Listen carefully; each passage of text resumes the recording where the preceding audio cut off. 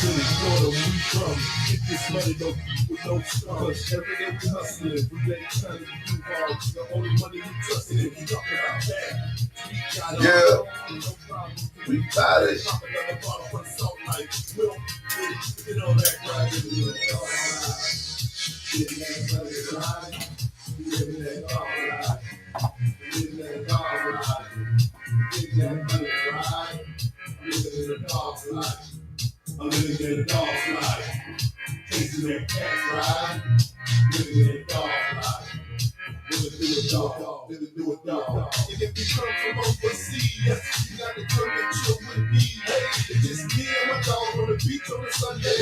And we party all the way through Monday. I don't like nobody, so I hang with him. My dog be catching girls. All I do is spill. All I say is reach up, pleasure to meet ya. Really keep them pumping, grind their future. The fans are known all around the world. That's the bar the month to the boys who chill away. The fan God inside here. La Perita, Florida.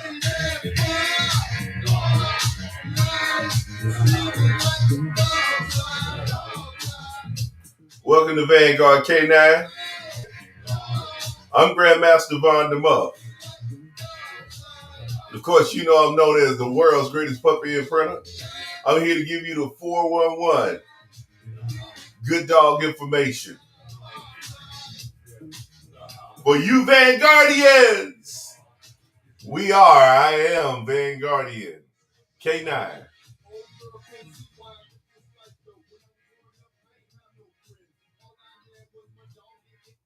So, we want to talk about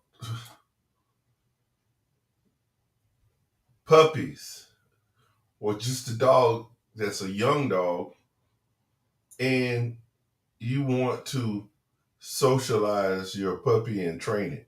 Now, that's the goal for every dog person, is to socialize and train our dog. Mainly train our dog, and we learn about socialization later as a vocabulary word from dog trainers. But training starts the day you pick your dog up. Possibly training has started in imprinting when it came from the breeders who may have had knowledge on how to imprint and socialize your dog a little bit before it grows and develops with you and knows what you expect of him or her. But before you can get to that bridge and cross it, you already have to have in your mind, in your heart, how you are going to socialize your puppy. What am I going to do with this puppy? Is it going to be a hunting dog? Is it going to be a protection dog? Is it going to be a sensory dog that stays on the property and is pretty much like a one owner dog that nobody handles? What kind of dog do you expect your dog to be? And the way you socialize your dog is going to be very important, because it all looks the same. You do just about the same thing, but the way you paint the picture in the mind of your puppy is going to be the fundamental blocks for building the skills throughout his or her life with you and or your family. So if I'm going to make a protection dog, I know the way I introduce my dog to people, places, and things is going to be a little bit different from the way I would Introduce my dog. That's going to be a family dog, a fun, outgoing dog, just a frisbee dog, a fun dog that everybody plays with and control. But if my dog is going to be a tracking dog, searching and rescue, saving the lives of individuals where it's very serious, the way I introduce my dog is pretty much the same, but it's totally different. So when we socialize our dog, we must know from the very beginning that the way we socialize our dog is very important because we're painting pictures that this dog is going to reach back into his memory bank every time it begins to obey a command that you and I ask of him and her. And we're going to reward it, mark it, and reward it. So you have to know, what are you going to use this dog for? And what is the capabilities of the genetics? Because genetics is always important. And I talk about that in every video. And if you got the right genetics and the right training program, the right methods, you can be very successful. So let me give you an idea on how I socialize / train, because they intertwine. Because socializing is a part of what you call training. It's just, I'm going to systematically repeat, reward, repeat, reward, and cycle. So this dog thinks that this is what I expect of him or her. If my dog was going to be a one owner dog that lives here on my compound, protecting all of my precious items, maybe a special watch like this Apple Watch here, this Ultra Apple Watch. And I say, I don't want nobody ever break in and steal my watch. I don't want anybody to ever break in and steal my favorite drone. This means the world to me. I'm going to socialize my dog, that one owner dog, totally different. See, a dog like that, I'm going to take him just about everywhere. But I'm not going to let him roam free, encounter, and choose to create a picture in his mind of cautiousness over time. A dog like that, I'm going to carry in my arm. I'm going to show it these places and things from a distance.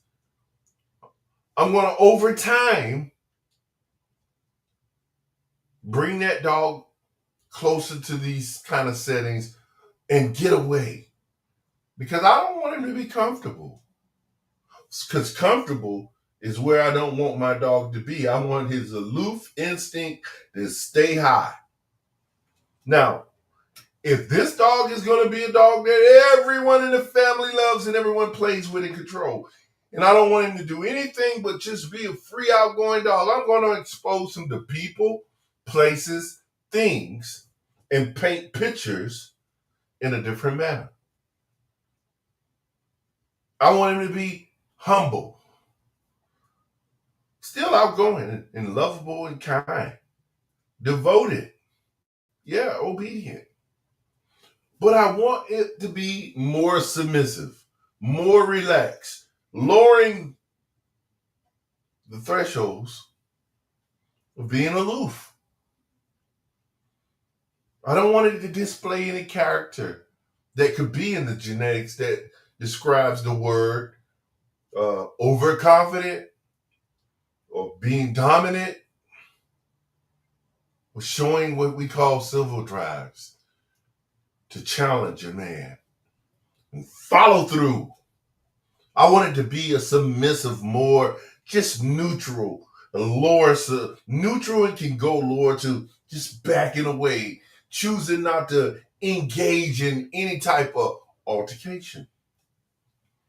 I want him to be loyal to everyone. So this dog, the way I paint the picture is I'm going to always let this dog, everyone pet this dog and love on this dog and control. You heard that word? Control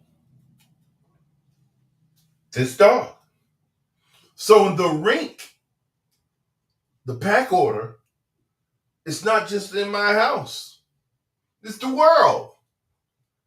You don't jump on Granny with the stick. No, because she has the stick. No, you don't do that. You don't growl. You don't challenge her. You don't tug with her. You don't do that with anyone, really. Stand neutral. You're set to be petted. You can play with those dogs. You can run and be wild when I allow you. But I introduce you to every dog, every animal, squirrels, the birds, the lizards, the snakes, the turtles, the ducks. Don't chase them. Be neutral. Observe. You can be curious. Some people allow their dogs to chase them and do things. But it all depends on how you're going to train your dog. What pictures that you think are very important to, solidify, to make concrete, to make law of order, rules that your puppy's going to follow. Because when you look at socializing and training, they're two different words, but they intertwine because they're all really one. Socializing is a part of imprinting. It's a part of training. So we're building blocks. We're creating the perfect pet for our family. So socializing and training is a system that you want to have by the time you pick up your puppy. Socializing and training is what you're going to do for the rest of his life. But you're going to make sure for the first 2 to 3 or 4 that you stay stern and consistent with painting pictures to end up with the perfect trained pet. My system of painting pictures is totally different from when you see a lot of people online, because I want my dog, some of my dogs I want to be man eaters. I want to be man stoppers, sensory type, but under control. Then I have some that I want to be a personal protection dog, a very outgoing, let's say trick circus type, but can turn it on and off. So this dog has to be a very good dog that comes from good genetics to be able to handle stress. This dog has to go out socializing, training, has to be all the time, every day. This dog goes everywhere with you so that you can build these blocks and get to the end result with good timing. And if you stay consistent, then that dog can be just like any. And training really, dogs are going to eventually learn what you expect of him or her when they live with you. Just that interaction every day, they learn that if you don't want them to jump up on you, or you do, or they learn tones of voice, and they're smart. You don't have to be a trainer, but over a 2-3 year period, they get it. They know when they're doing right or wrong. Dogs live in a black and white world, but if you take the time to understand how to develop behaviors, marketing, rewarding, staying consistent, stern, firm, using the tools to shape behaviors, rewarding and marking, positive training, and eventually some compulsion, you get the same ending result. So the first thing I do when I have a little puppy, I walk around with it, like I said earlier, with the puppy in my hand all the time. I don't allow it to just go and do as it pleases. For instance, a good example. If I walk into a store we call Tractor Supply, I'm sure they have them. Kind of like your pet chain, or it's like a food pet store / country living, or just say it's PetSmart. My puppy is in my arms. I don't allow it to walk on the floor.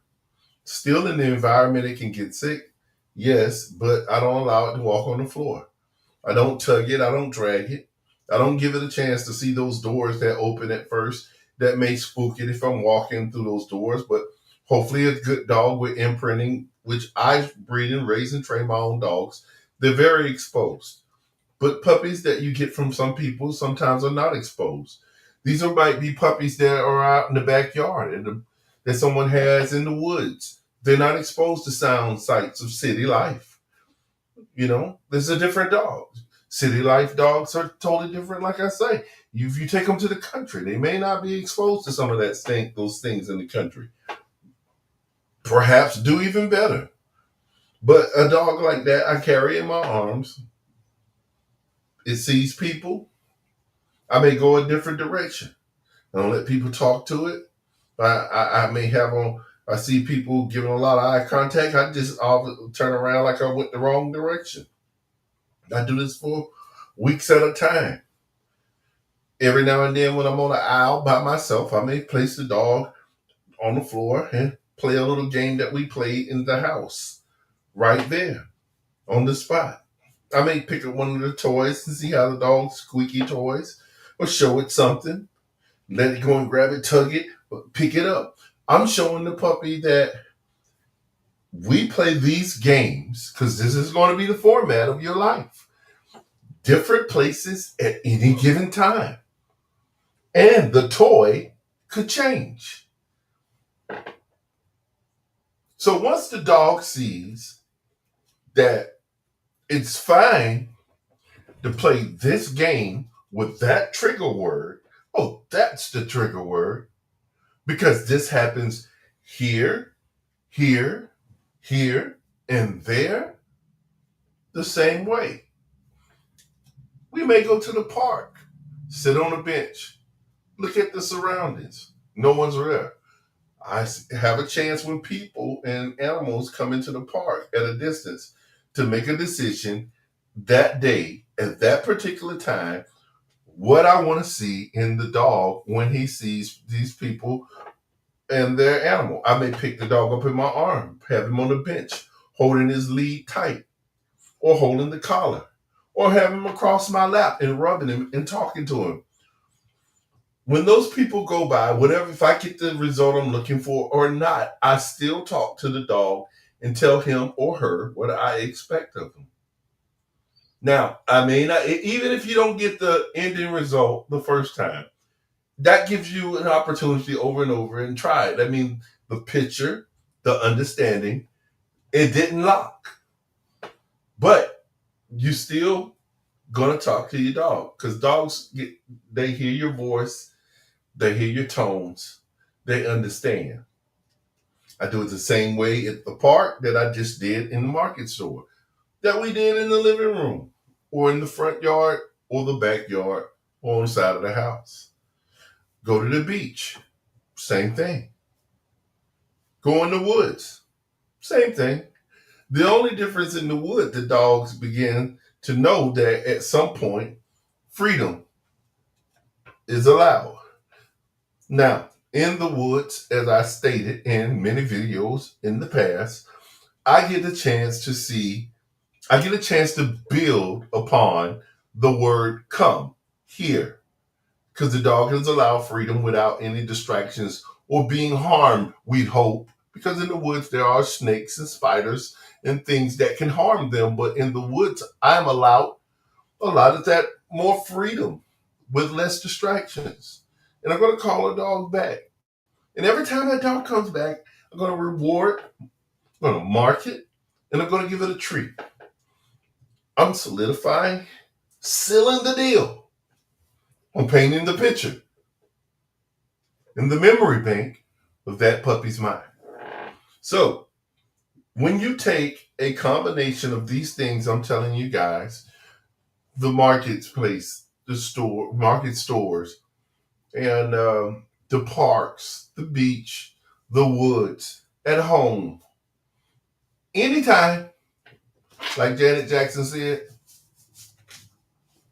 anytime, any place, anywhere, these games can happen.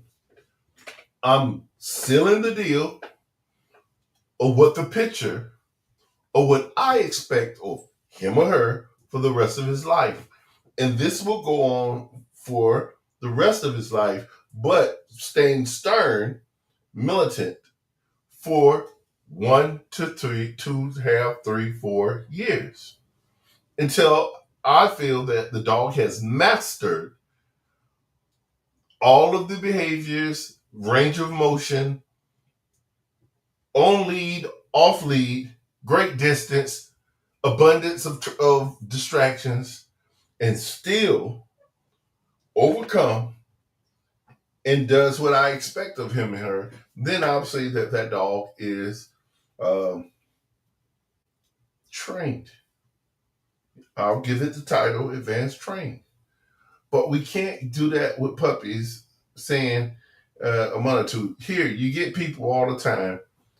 They think they go to PetSmart and they pay $100, $99 or whatever, and have 4 classes with their young dog. And they say, oh, my dog was trained at PetSmart.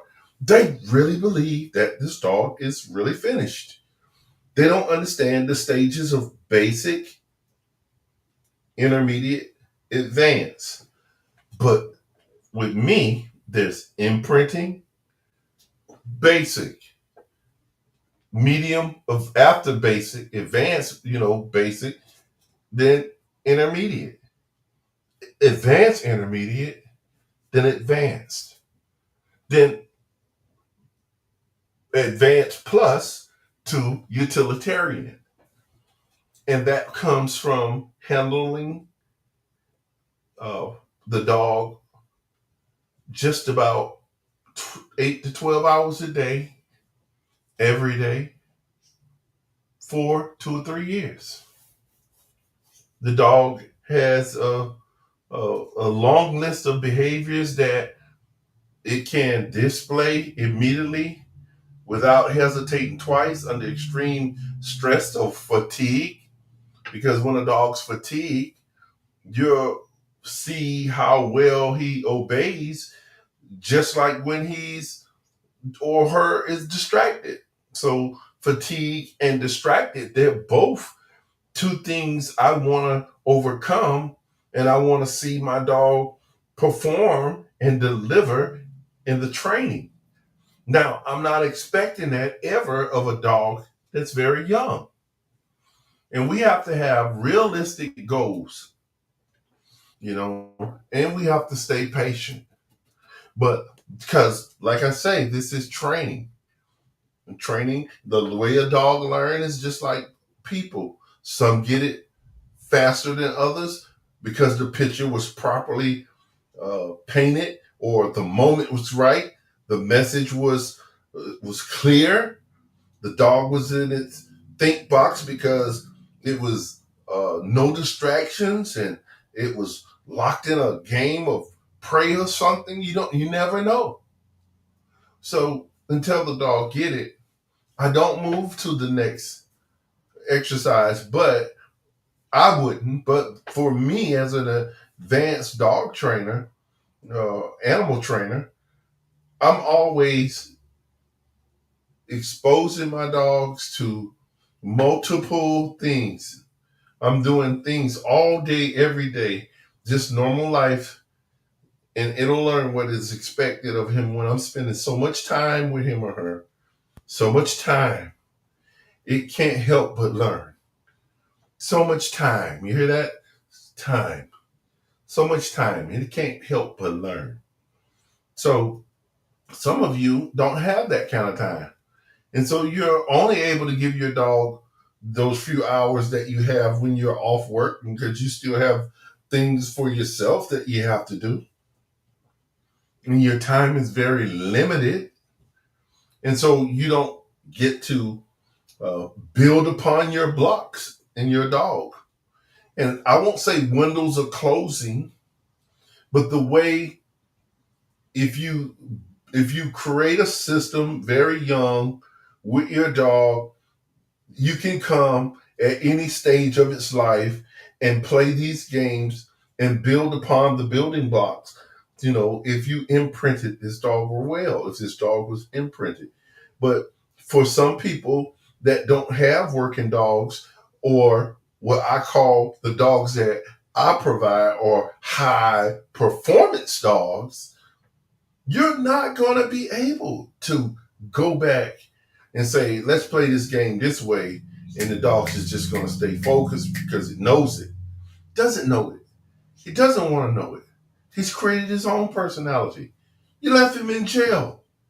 You left him restrained, detained, contained. Out back, or in the cage you kennel in the house, and it didn't learn anything. The only thing you think about is want to be free. It just want to run, relieve itself, find things that sound of its nature that seems more fun than being locked up because you haven't created a system of being fun.